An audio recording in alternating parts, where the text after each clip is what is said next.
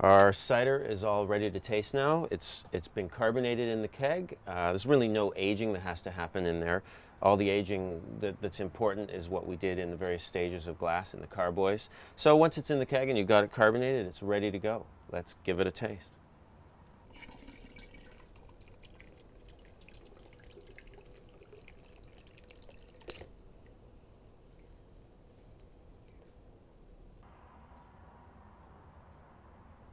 So I like to keep the keg pressurized with CO2, maybe around 12 psi.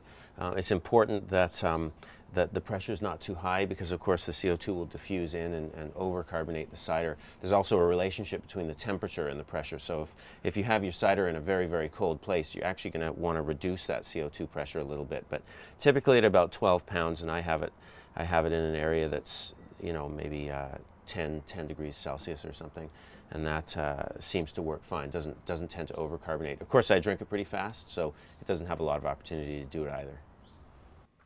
Here's our lovely cider ready to taste. It's just delicately carbonated. You can see a few bubbles rising from the bottom. It's not carbonated like beer at all. It's quite soft, just enough to give you a little sting on your palate, a little refreshing. The clarity is I think, exceptional. It's beautiful. And the color is kind of somewhere between a delicate amber hue and straw color. It's actually the color of Sauterne, the French wine Sauterne. It's kind of a glowing honey color almost. It's beautiful.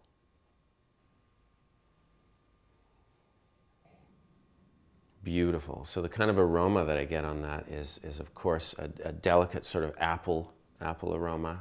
Beautiful. Certainly there's a fair bit of sweetness. You know that that's there. Also, the aroma itself leads me to know that I'm going to get some tannic character in this cider, meaning a little bit of astringency in a good way. Tannins that give you structure in the product.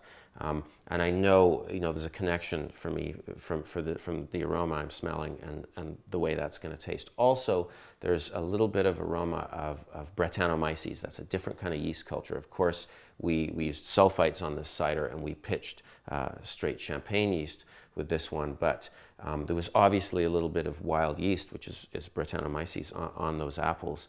That's a yeast that shows up a lot in cider. It's very common. And the kind of aroma you get is, people say, is a little bit like horse sweat. It sounds kind of funny, but a little bit earthy, a bit barnyardy. It's that earthy aroma, which to me is really quite distinct, and it gives it really a whole nother kind of dimension and something extra in the character of the cider. It's beautiful. Let's have our taste.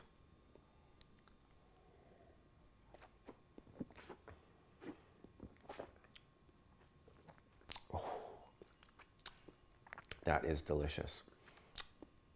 So what I get is for sure tannins that I talked about. Tannins are something in the cider that really give you the sense of body. It's not actually the liquid, the cider itself is thicker, is more viscous, but tannins give you structure, give you the sense that this is a full-bodied product.